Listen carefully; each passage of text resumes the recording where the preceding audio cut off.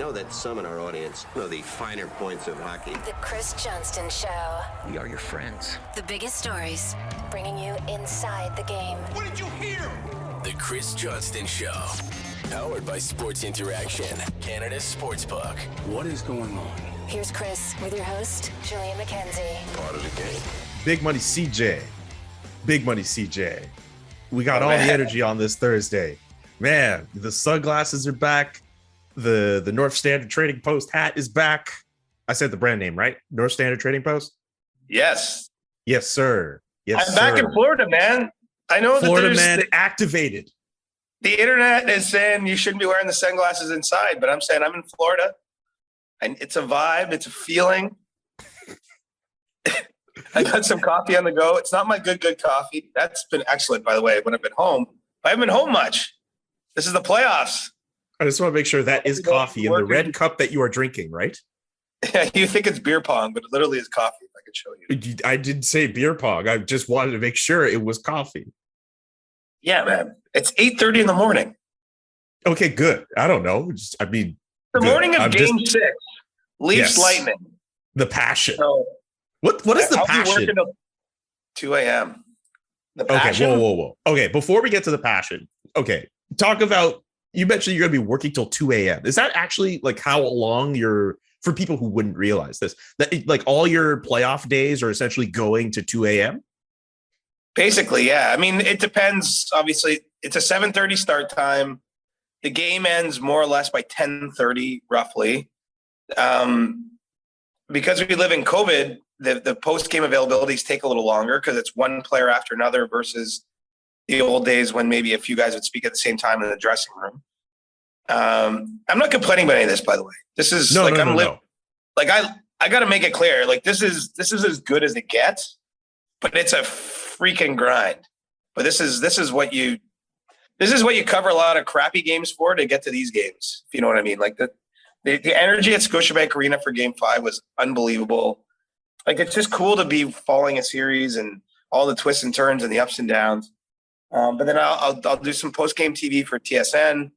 North Star Bets is up and running, writing for them this morning and tonight. Congrats. And honestly, yeah, I mean, good for us. And I'll say it'll probably be 2 a.m. when I go to bed, realistically. I think I went to bed about 1:45 after Game 5. So, I mean, tonight I'm either covering the Leafs slaying their demons, slaying 18 years of bullshit, or another Game 7. Just like get back on the, right back to your scary funhouse, Steve Dangle. We're going back to Game 7. So I mean, there's only two possibilities now for Toronto, right? I know we're not getting into hockey yet. You haven't even asked me a hockey question, but it's either the highest of highs or the lowest of lows. That's all that can happen. There's no in between for the Leafs, and that's a beautiful thing. I always appreciate these insights of how intense your day is, or, how long you're going to be working. And obviously you trying to consider what's at stake if a win or a loss happens for a particular team, because I have an idea, but there are a lot of people who listen to this show who want the jobs that we have and have no idea the amount of work that goes into covering a game, let alone a playoff series. So I appreciate whenever you go into these details. Julian, it's been years ago. My dad said this to me for the first time, but he said, "Hey, I see what you do. That beats working for a living." And that's the truth. It's a lot of long hours. It's a lot of days on the road.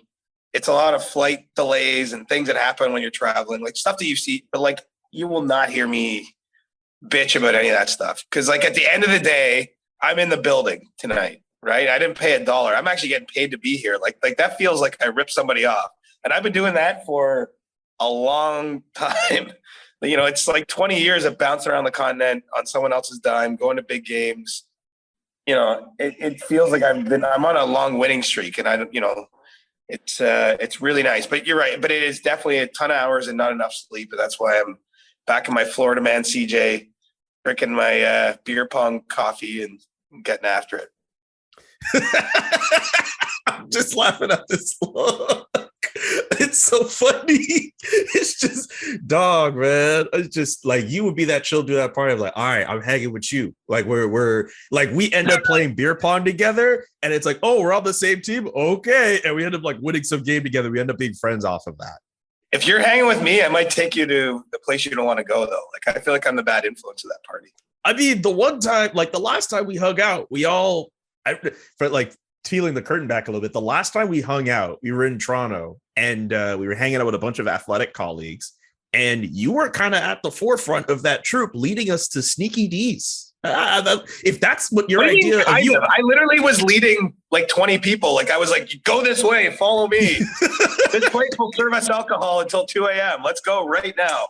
Oh man, if that's your idea of leading people astray, I'm not worried then. That was a really great time. It was fun. Yeah, no, I like that. That was a fun night. That feels like 100 years ago. Was that in October, I think? That was like October, October, November. Yeah, that was a while back. Yeah, man. You got to get to Toronto or I got to get to Montreal. I mean, I don't know how it's going to happen in the playoffs for me going to Montreal. So you got to get to Toronto if the Leafs keep playing. Yeah, that's my hope. Like if the Leafs win, like here's what I think about the Leafs, right? So I understand it's funny to make jokes about the Leafs and it's funny to poke fun at their demons and all that. Like for neutral people, not even. I actually don't think it's funny at this point. I think it's sad at this point. No, but seriously, like I'm not kidding. Julian, what were you doing on April 20th, 2004?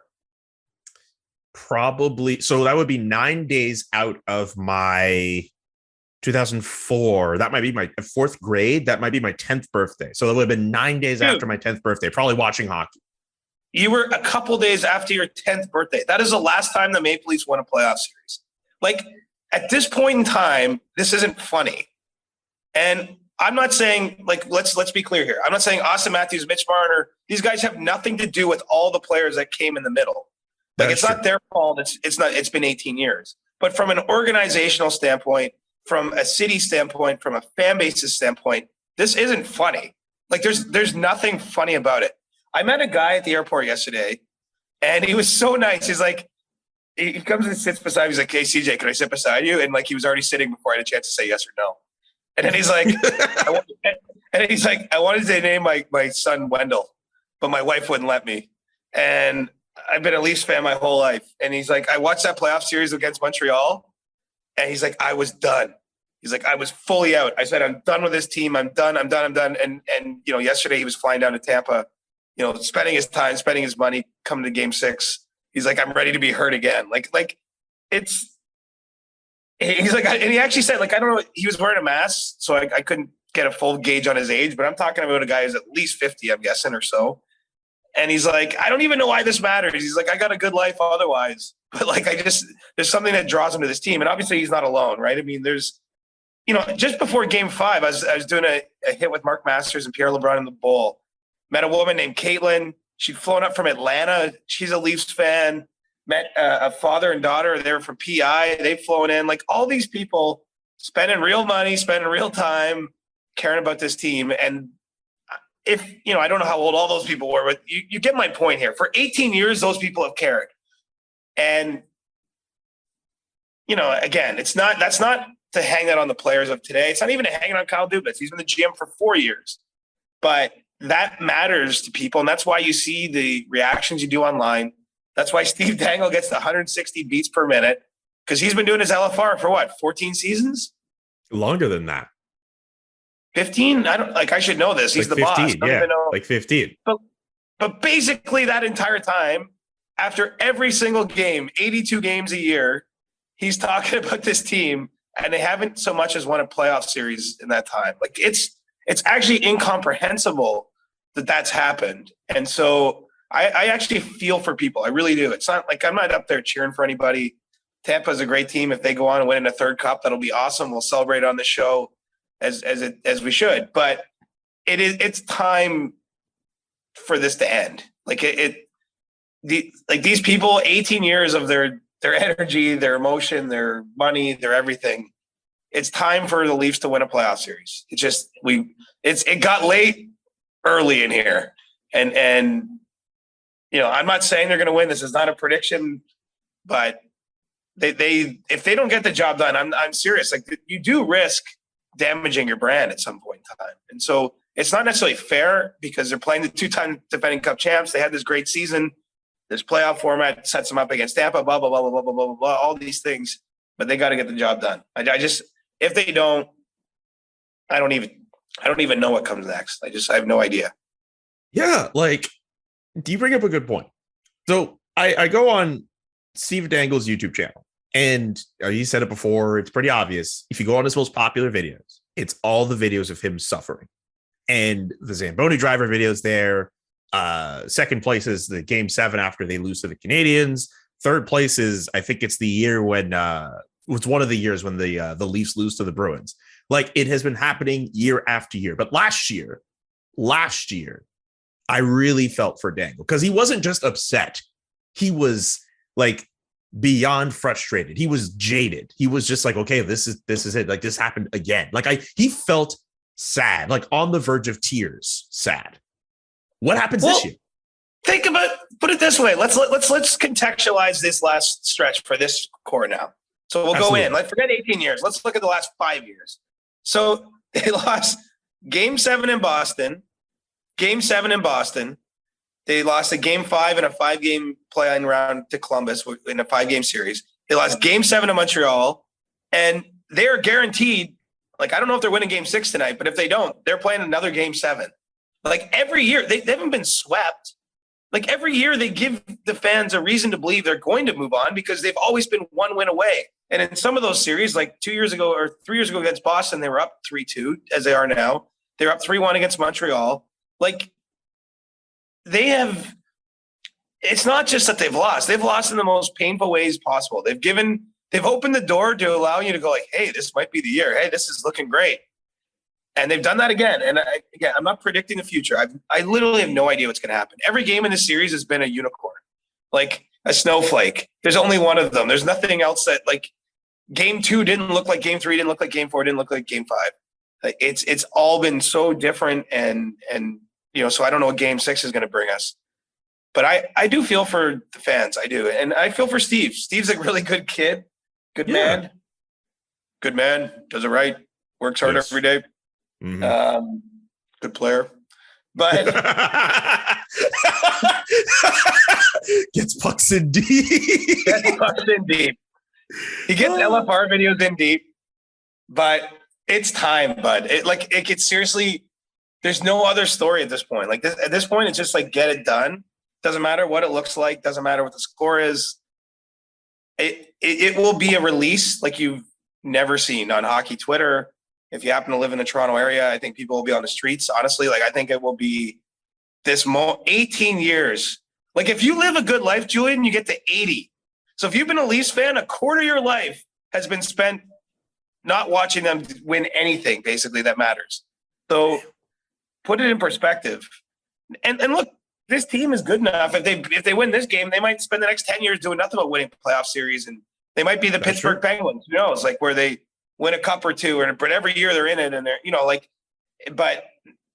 right now that demon comment from Paul McLean and All or Nothing is all I can think about, because they do have demons under their beds, in their cars, whatever that quote was. I mean, it's such a honest moment. I'm glad they let that in the series. That didn't get edited out, because their biggest problem is themselves. It's not the other team. The other team also happens to be pretty damn good in this series. It's now time to shout out Sports Interaction. Normally we would have David Bastel on.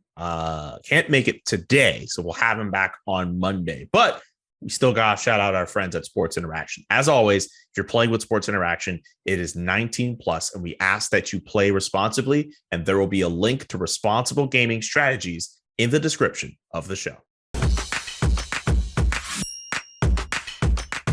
All right, so we're here for You Can Bet That with David Bastel. It's just that David Bastel isn't here. But again, he'll be back on Monday. And remember to hit up sportsinteraction.com/SDPN for all of your gaming needs. Siege, Marner, Kucherov, Hedman, and Matthews. If you were to guess how many points each of those players have, what would your guess be? 7 points. You're pretty good. All four of them have 7 points. That's pretty good for this series. Sports Interaction has a bet online right now, trying to figure out who will have the most series points between Mitch Marner and Nikita Kucherov. Marner at plus 199 and Kucherov at plus 172.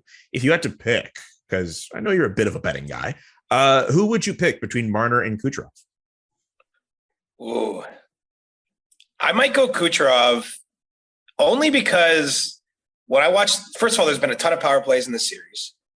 And when I watch the Lightning power play, it runs through Kucherov. No, that's not to say Marner has a huge impact on a Leafs power play similarly, but they don't run it through one person. They move it around a bit. And so if the Lightning are going to get any power play goals in the series, and they've had a few, I think Kucherov at minimum is getting the assist, if not the goal.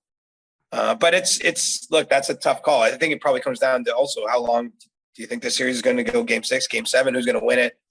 Who's going to have a chance to put an imprint on it? I mean, maybe Victor Hedman ends up with the most points in the series. So that's a tough bet. But if I had to place one, I think it would be Kucherov.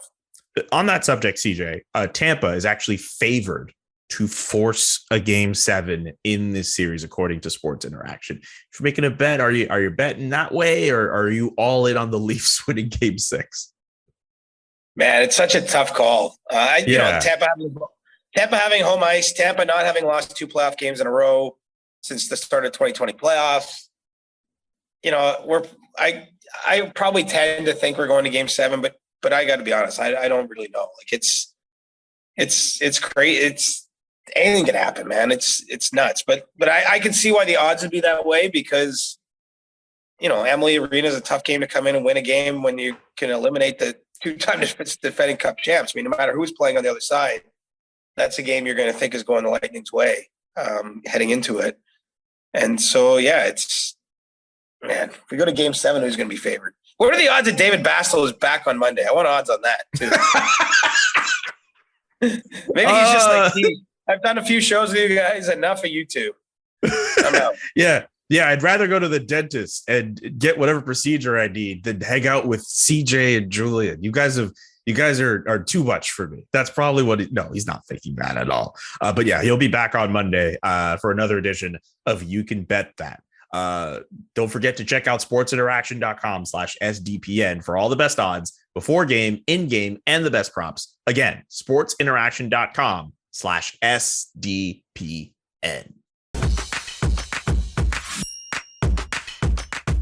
So if they win this series and they go to the next round, the if question, the big if question, what does it mean for the Leafs? Like if they win that first round series, say they even they beats breaking off of them in round 2, whether it's Florida, whether it's Washington, whoever ends up there, like it doesn't result in a series win in round 2.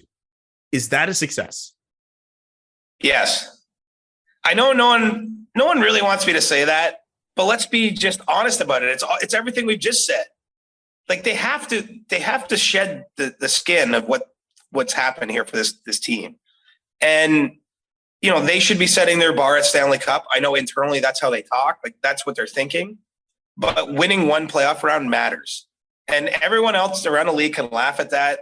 All these teams, you know, Vegas has won 102 rounds somehow in 5 years of existence. But when you haven't won one in 18 years, like just winning one is a start.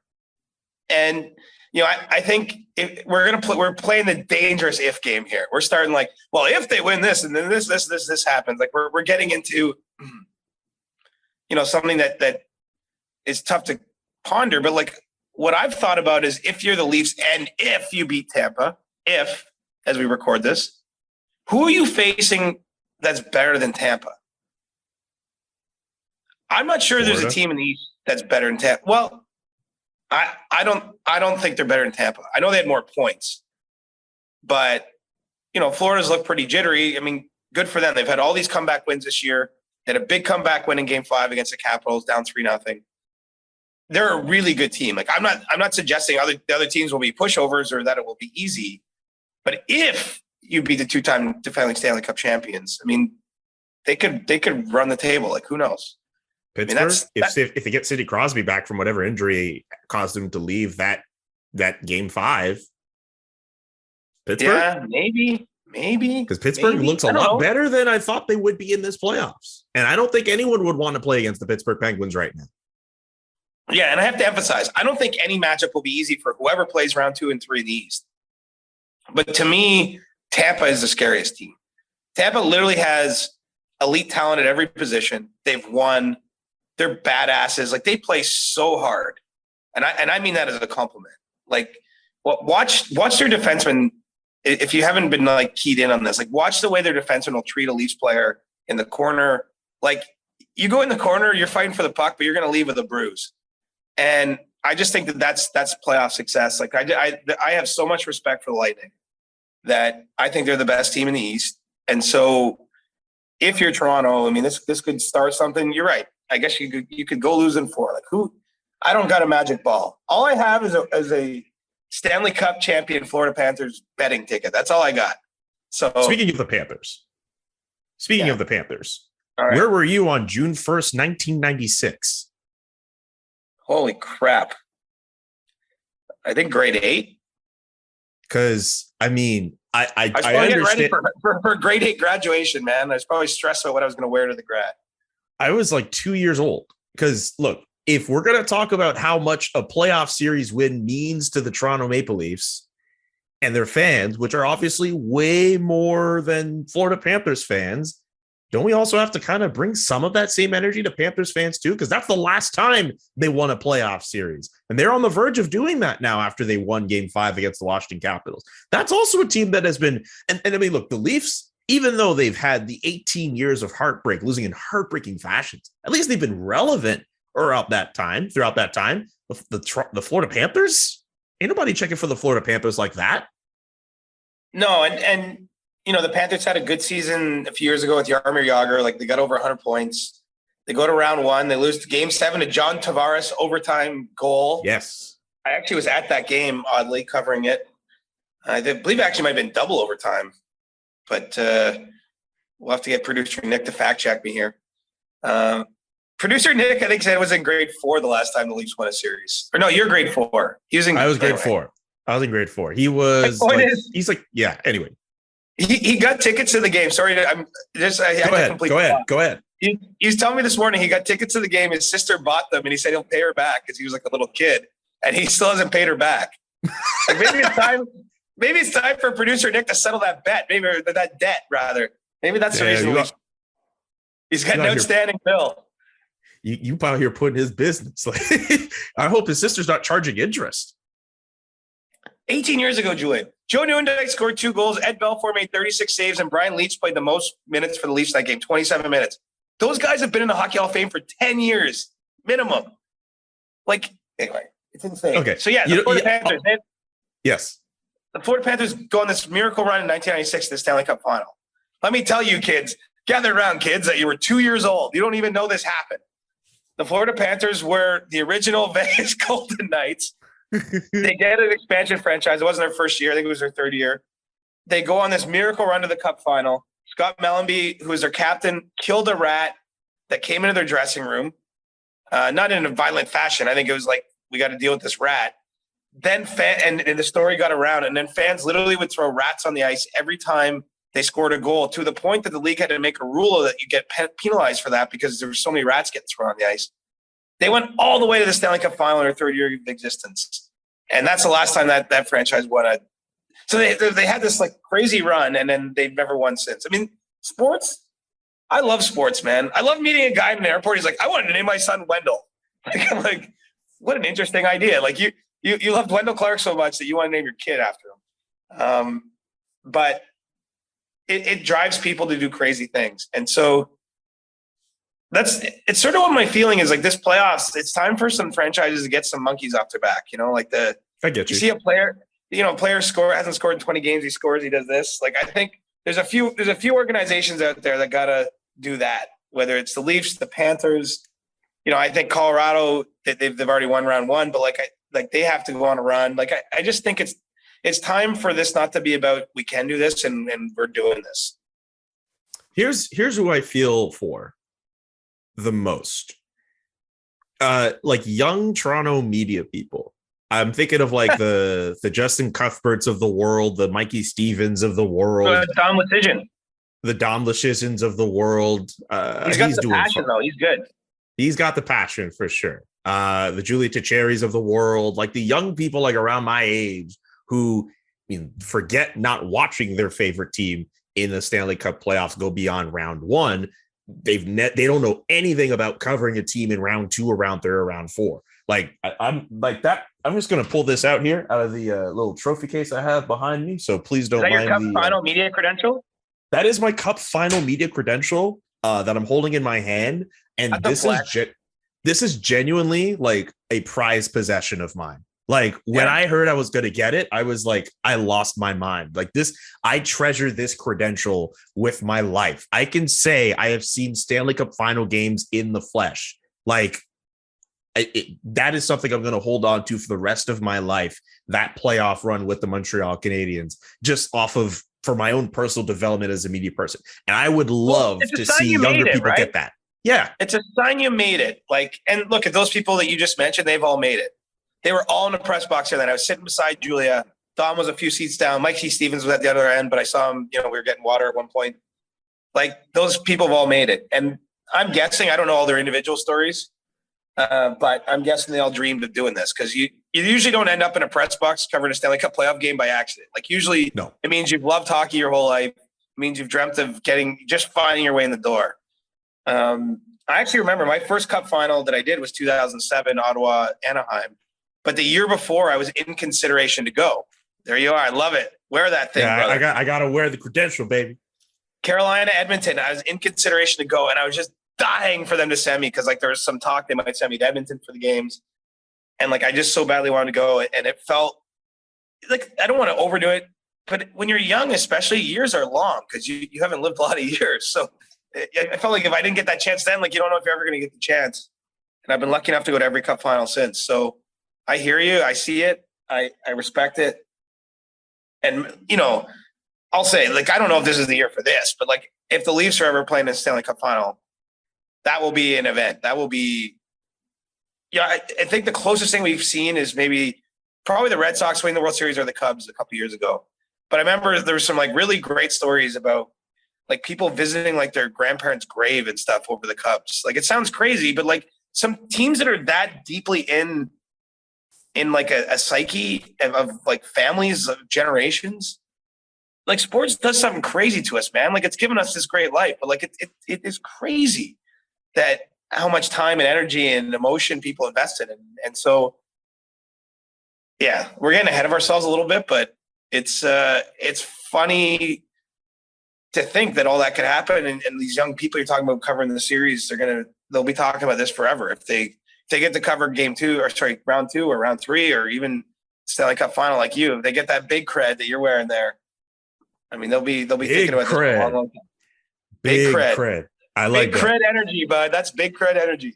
That's actually something we should really hold on to, man. Big cred energy. We see you walking around that big press pass, you flashing it for everybody. That's big cred energy. I'll tell you this, like we're just storytelling. Now we're not even talking about the playoffs. That's fine. That is fine. We could do that. Who cares? Yeah. I remember I went to the Olympics in Vancouver in 2010. I was still in my 20s.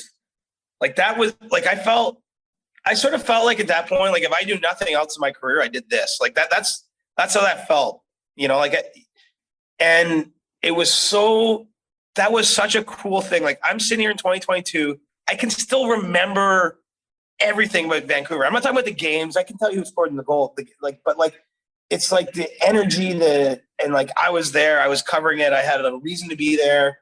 Like that was such an awesome experience. We all feel better with the confidence that comes from great grooming. Personal grooming is, personal. But whatever your personal style, waxing gives you an endless amount of choices so you can keep your skin looking smooth and healthy. European Wax Center are the experts in waxing for everyone. They help you feel like your best, inside and out. No matter what kind of wax you're looking for, their wax specialists will have you covered. Whether you want your back, shoulders, legs, nose, even your eyebrows, you can get groomed by the experts at European Wax Center. They offer personalized consultations, so you can find the wax that works for you. When you first start a waxing routine, it can actually be a little bit intimidating, but the more you go, the more comfortable it actually is. The pros at European Wax Center can help you start and stick to that routine. They are also committed to keeping you safe while they keep you smooth with enhanced hygiene measures for an added level of confidence and care. With so many convenient locations, your local European Wax Center is always easy to get to.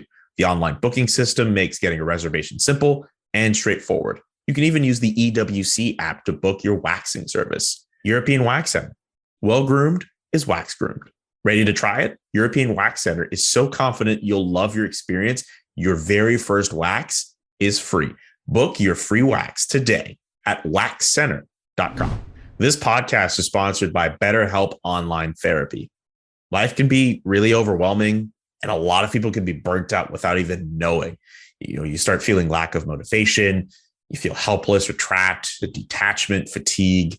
I know I felt stuff like that before. I know I do a lot of stuff and a lot of podcasts and a lot of different shows and a lot of work with The Athletic. And there are moments where I genuinely feel, burnt out and tapped out. And I try to take breaks when I can. And I try to do things to help myself feel better. But, these things happen. I'm human, just like you are watching this. We associate burnout with work, and it's actually not even the only cause. Any of our roles in life, whether you're dealing with your family or stressful relationship or anything with your friends, like it's something else that could also lead to that as well. And BetterHelp Online Therapy wants to remind you to prioritize yourself. Talking with someone can help you figure out what's causing stress in your life. BetterHelp is customized online therapy that offers video, phone, and even live chat sessions with your therapist. So you don't have to see anyone on camera if you don't want to. It's much more affordable than in-person therapy, and you could be matched with a therapist in under 48 hours. This podcast is sponsored by BetterHelp.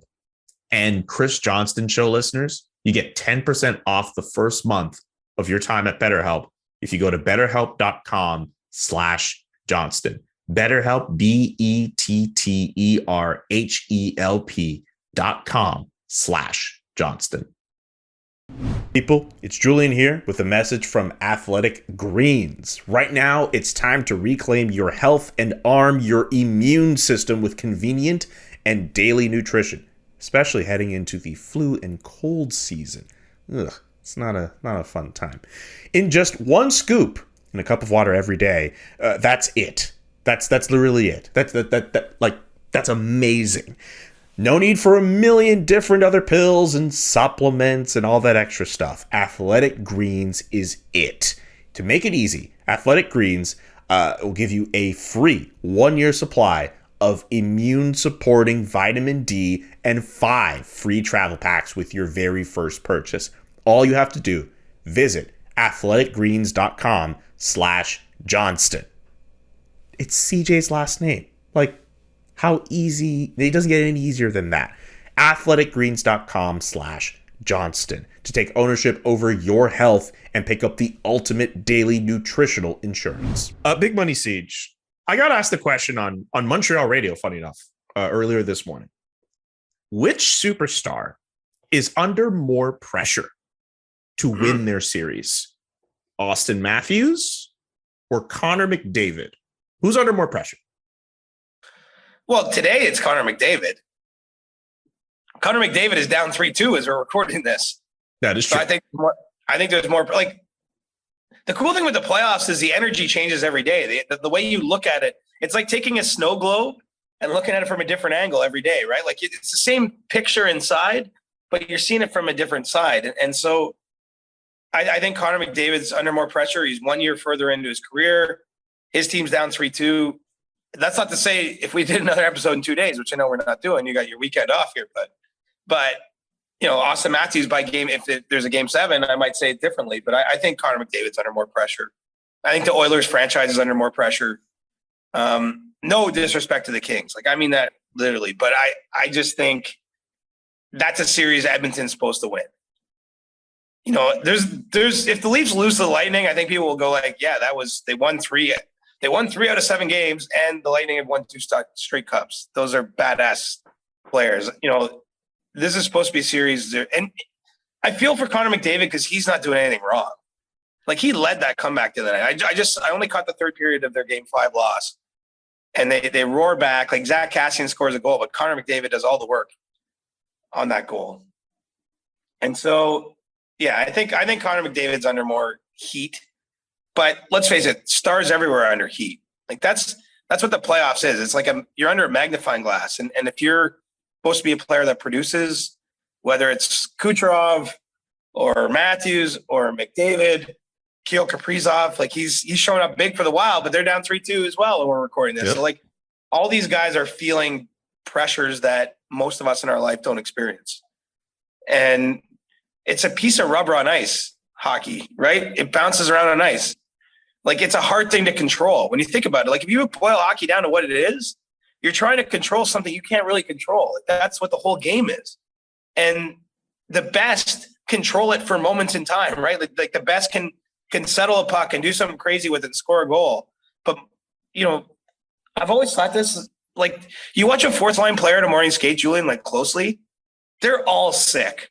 Like the way a fourth line player can shoot the puck, I'm serious. Like they would game anyone anywhere. Like just to get to the NHL is crazy. But you don't see those guys doing the game because it's so fast and they can't control it. But the top guys control it for moments. Like it's like a minute. I don't have the numbers on that, but I think like the puck is on like Connor McDavid's stick for like a minute in a game of 6, or even less. But he can do something with that minute that has us talking about him, that has him getting paid a lot of money, all these things. So that's really what we're talking about. Who's under more pressure? Like who can do what with their minute tonight? And it's sometimes I sit around having existential hockey thoughts, and I'm like, it's a crazy sport because we talk about individual players, but they have so little time to do anything. And so, yeah, I think Connor's under the heat probably more than Austin, but everybody's under heat right now. Like this is tense. This is where you're like, what happens now will dictate how we talk about these guys in the future too. Like it's crazy, but there's so much pressure to win. There's 32 teams. Like, how do you win? You just do it. You have to find a way to do it. And what I find is funny, even though Austin Matthews has that 3-2 series lead, the fact that the Leafs have had series leads before, whether with him or not, whether it's the fan you meet in the airport who wants to name their child Wendell, like Tic Tac Tomar. Have you seen him? I mean, we talk about Steve Dangle suffering. Tic Tac Tomar broke his like plastic like Stanley Cup running through his entire house, like breaking stuff. If they win that series, all hell's going to break loose in Toronto. That's why I feel the pressure's more on him. If the Oilers lose this series, Connor McDavid's done as much as he could, but Ken Holland is going to get more of the brunt of the blame for this. I don't know if Connor McDavid's going to get all that. Here's the thing, though, and I say this with respect. I'm not sure that Austin Matthews probably understands all that. And how could he? Well, he's 24 years old, and he's from Scottsdale, Arizona. Like, obviously, he knows the Leafs. He's played 300 games or what have you for the Leafs ballpark. Like, he knows, like, every road game that he goes to, that there's a bunch of fans, like, he gets stopped. He has a feeling for the fan base. I don't think he knows what 18 years is. Like, he doesn't – how could he know? Again, he hasn't suffered it. It's not his fault. But, like, he probably has no idea what's going to happen if they win. I'll tell you, I bumped into Rasmus Sandin, who's not playing the series for the Leafs, in the press box intermission of Game 5. And we had a chat, you know, and Rasmus, I think Rasmus is 22. Like he's a baby.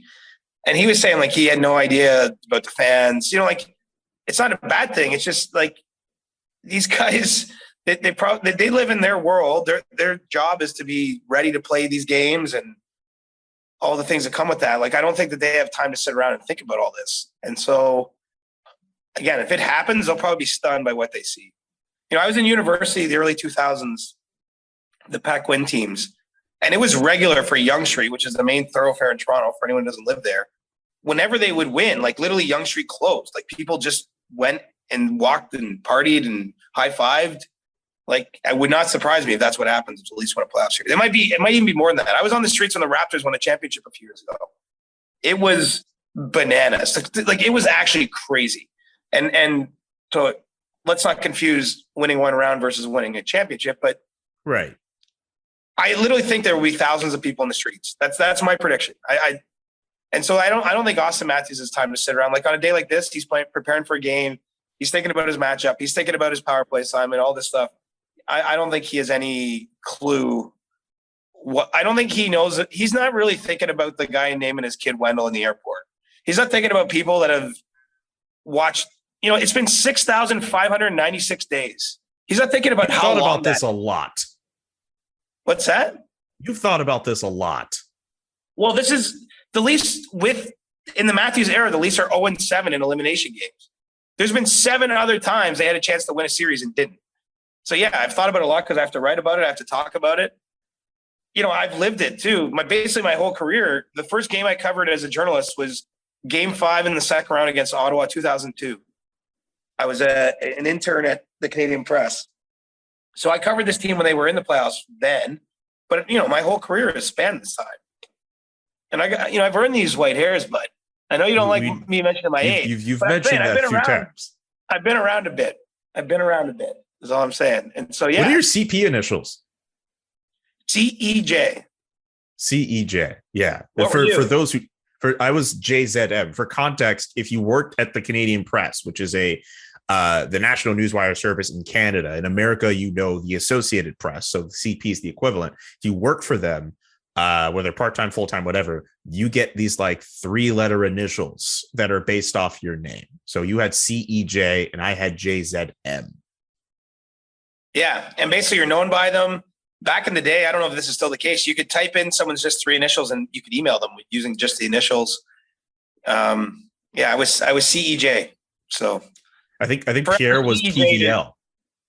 Pierre was PVL. I worked with Pierre. Yes. Neil Stevens, who I worked with, who unfortunately just passed. He was NXS. Neil Davidson was NXD. Julie Scott was JCS. Shai Davidi was SHD. Like, it's weird. Like, this is like imprinted like in my brain after many, many years what everybody's initials were, because that's how you went and how you referred to each other. I think Neil Davidson, out of all the names you mentioned, might be the only person who still works at CP of all those people. Also, it's kind of crazy to realize how so many of these people in Canadian sports media all got their start at CP. Oh, it was the best place you could be when you were young. There's like, no, and not to say it's a bad place when you're old, but what a training ground it was. Josh Clifford's still there. He was there when I was there. He was JOC. John Chidley Hill's still there. He was JCH. Lori Ewing. Oh, was she LRE? I think she's LRE. She's LRE. Greg Strong was there. He's GDS. Like, I don't know why you remember these 3 initials, but it's funny you asked that. Yeah, I've gotten to work with those last set of people in the year and a bit I was there. It's just like a weird small detail to bring up, but like it's a cool thing about working at CP. So hey, everyone who's young and listening and who happens to work in Canada, if you get a job at CP, treasure that, because that is literally a springboard for the rest of your, maybe not the rest of your life, but like a lot of great people have gone on to do great things off of working at the Canadian Press. Yeah. I owe my career to them. Frankly, they hired me when I was 18 and I worked there for 10 years. So I even left them once and came back, and they still took me back. So I got nothing but time for CP. Man, me too. Okay. So we mentioned the Leafs, we mentioned the Oilers. We could still run through, some of the remaining series. Like 7 of the 8 first round series we've seen so far have required at least a game 6. That's the 4th time ever in NHL history we've reached that point where 7 of the 8 series, or at least 7 series, need a game 6 to decide ultimately what the fate of their own series will be. That's incredible. That's a wild stat, because nothing is close in this playoffs. Like, the games, so many games are one-sided, but the series themselves are close, right? That's really what Leafs Lightning has been. Game 5 was close, but every other game, someone has a 3-goal lead. Yeah. And that's what we're seeing everywhere. Panthers erased the 3-goal lead. Like, it's been a weird playoffs, bud. Like not a bad playoffs, just weird. Like I'm not coming at this from a point of criticism. I'm actually coming at it from a point of like, it's hard to summarize, right? It's hard to put your head. We're so used to 2-1, 3-2 games in the playoffs, lots of overtimes. There's been very little overtime also compared to previous years. But then, as you're saying, 7 of 8 series are close. It's interesting. Yeah. One of the series that I know Adam on the SDP has bigged up and said is really interesting. I too find it interesting, the Penguins Rangers series. Think about it. Like, if Philip Hedel's goal in regulation in game 1 stands, the Rangers might be in a completely different spot. But then Hedel scores the go-ahead goal in game 5. And now the Pittsburgh Penguins, I mean, they had a 3-1 lead. It's at 3-2 now. It's a completely different series now. Sidney Crosby ends up getting hurt in game 5. And as of this recording, we don't know what his stats will be for game 6. But that is a series, if you're just a total neutral, that is one you have to pay attention to.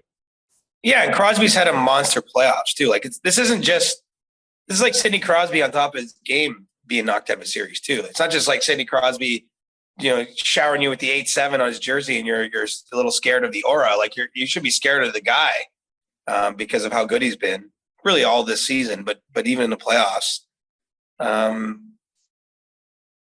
It's so funny. Like it's hard to record these. It's hard to know what to say because I'm realizing people might be listening once the next game's already played. Like, and I really don't know what's going to happen. Like that's how I feel about most of these things. There was a point I looked at my phone last night. I was at a dinner and Washington's up 3-0 on Florida. And I'm like, oh, maybe I'm going to Washington next round. And then check back on the phone. It's 5-3. And I didn't see the game. So it swings on a lot of a lot of these are air balls, like jump balls. And so, Pittsburgh's got a goalie in there, and Louis Domingue's a great story, but they don't have their best team, and if they don't have Crosby, maybe there's a path for the Rangers, even though it's Shesterkin, right? We all thought the path for the Rangers winning that series was Shesterkin walking on water, and that hasn't been what's happened at all, really. I mean, if anything, you're still nervous about him, even as great as his year was. So it's going to be interesting to see how that one closes out. By the way, as you were talking, I guess, it'll be old news by the time you get it, but the Penguins are officially listing Sidney Crosby as having an upper body injury, and he'll be evaluated when the team returns to Pittsburgh. Right. Which means they're not going to say anything until they play their last game of the season. Exactly. So we don't. Which is fine. I mean, I'm not. We don't get playoff injury news. It's just no one is forthcoming at this time of year. No, I mean, can you imagine what the St. Louis Blues are going through, especially on defense with all the injuries they've had at their back line? I know some guys might be coming back, but that's a team that has been going through it, and they still have a series lead. Yeah, go figure. I mean, basically, let's go back to our predictions. Everything I said isn't happening, pretty much. So I hope you didn't place any wagers based on what I said. I mean, I think we both predicted a sweep for Colorado and Asheville. We got that right.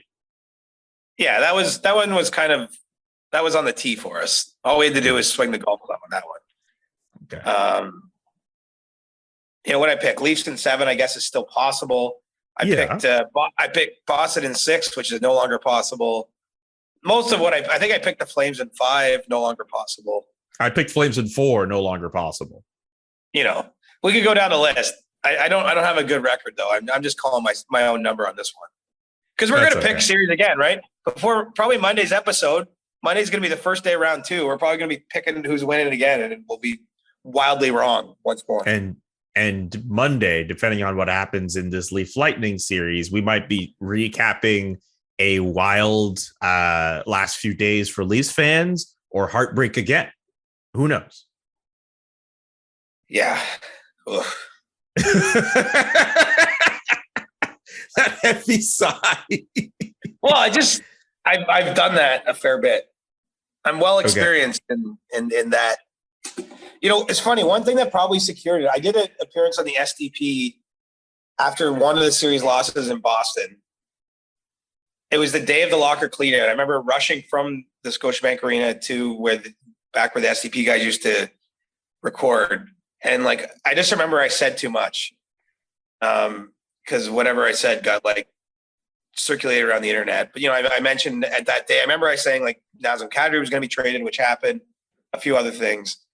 And that's one of the, that was one of the moments where I think maybe Steve and Adam were like, hey, we should hire this guy.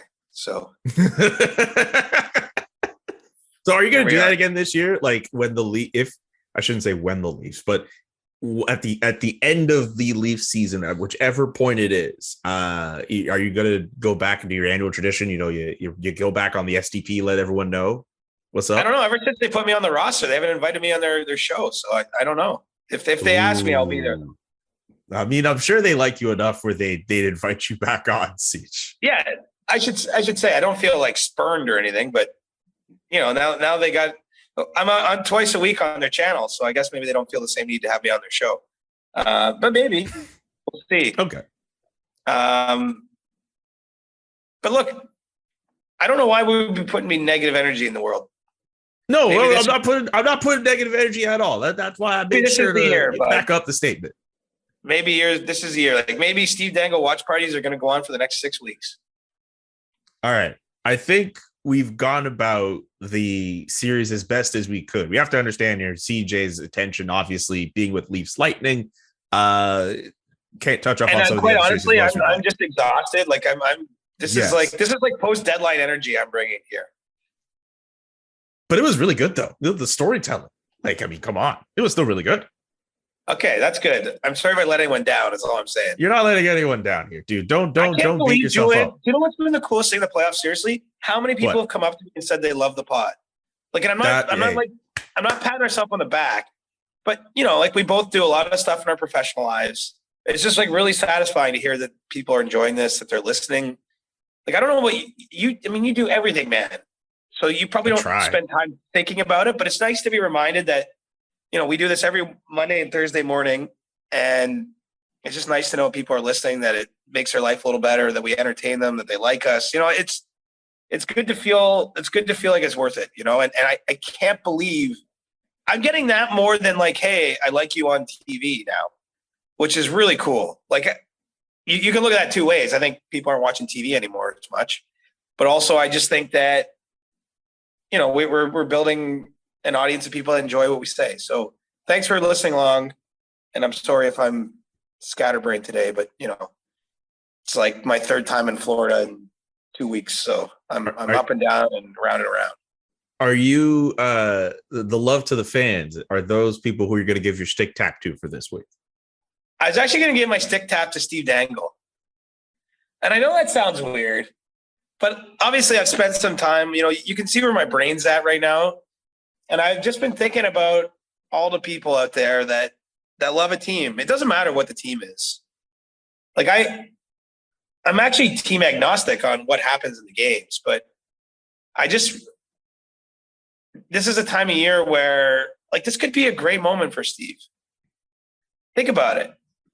Like I can't even imagine what that LFR will be when they break through and win a series, which is going to happen at some point. Like that's just logic. They had 115 points. Like it's not like, this isn't the little engine that could. This is a team that should win a playoff series. Like I think it's fair to say. And so, yeah, I was thinking of Steve. He's got my stick tap. He's been through a lot, and I don't know. I got a weird feeling that good things are going to happen to him and his team in the next 24 to 72 hours. Yeah, I have to admit, getting to know Steve over the last how many months, I've been thinking of him too these last few days, and I feel that if the Leafs win that series, the emotions we'll see from Steve will be unlike any we have ever seen before. That heart rate monitor is going to be challenged. If it's like, imagine they're ahead in a game with a chance to close out a series by one goal, and the Lightning are bringing pressure, which tends to be what happens. He's going to be stressed. I'm giving my stick back to Steve. Okay. To Steve, to the guy in the airport who I didn't get your name, who's named his kid Wendell, who said he would never love the Leafs again and is down here loving, to Caitlin from Atlanta, to the father and daughter from PI that stopped me on the concourse, to the guys from London who took the picture. Like and if I was covering Bruins Hurricanes, I'd feel the same way. I just think I want to see people feel that joy through their team. That's what the playoffs are about, right? Like it's so cool when you go to a city and everyone's into it. And obviously in Canada, as I mentioned earlier, people are into hockey more than other places for the most part. So, okay. So I'm going to give my stick tap to a player who retired this week, Patrick Marleau, longtime San Jose Shark forward, played almost 1,800 games in the NHL, most of anyone who has ever played, surpassing the long-standing record from Gordie Howe. Obviously spent a bit of time in Pittsburgh and with the Toronto Maple Leafs. Patrick Marleau, a player who was pretty good throughout his career. I mean, you don't get to the games that he's played and just be okay. Obviously, Patrick Marleau going down as one of the better players from my time watching hockey. So stick tap to you, buddy, for retirement. Congratulations. And do you know what's on my mind? 1,800 games is so many. Think of all the flights, all the practices, all the nights away from his family. He also, Julian, used to take his equipment off between every period he played and jump in a cold tub. That was like part of whatever his body maintenance routine. But think of all the times, 1,800 games that he had to take the equipment off and put it back on again and still just show up every day to work. You know, look, at being a professional hockey player is a great life, but the grind is real when you do that. And when you play 1,800 games, that's a man who knows about the grind. So he's earned the right to put his feet up and relax in retirement. Absolutely. And with that does it for the Thursday edition of the Chris Johnston Show. CJ, if you can get a nap in before these morning skates, do it. I'm going right to, I'm going to have a shower and put on a suit, but I'm going right to the skate from here, buddy. We're living it. We're living the grind too on our end, but the best grind possible. And if you're listening to this, you are probably a couple hours away from watching the Leafs play Game 6 against the Tampa Bay Lightning. If you are a Leafs fan, if you are a fan of any other team that's in the Stanley Cup playoffs, good luck. You might be facing elimination. You might have a chance to win your series. Good luck. We're now entering some of the best times of the first round. All the games before were great too, but these are some of the best games, elimination games, determining who will go to the second round and beyond. Who knows? This is some fun time. CJ, any last words before we sign off? No, sorry for the chaos today, but never apologize for chaos on the CJ Show. You're the man, Julian. Thank you for getting me through. I feel like you've been holding my hand, carrying me to the promised land here. Hey, man, we all need a little bit of help sometimes. Subscribe to the podcast wherever you listen to podcasts.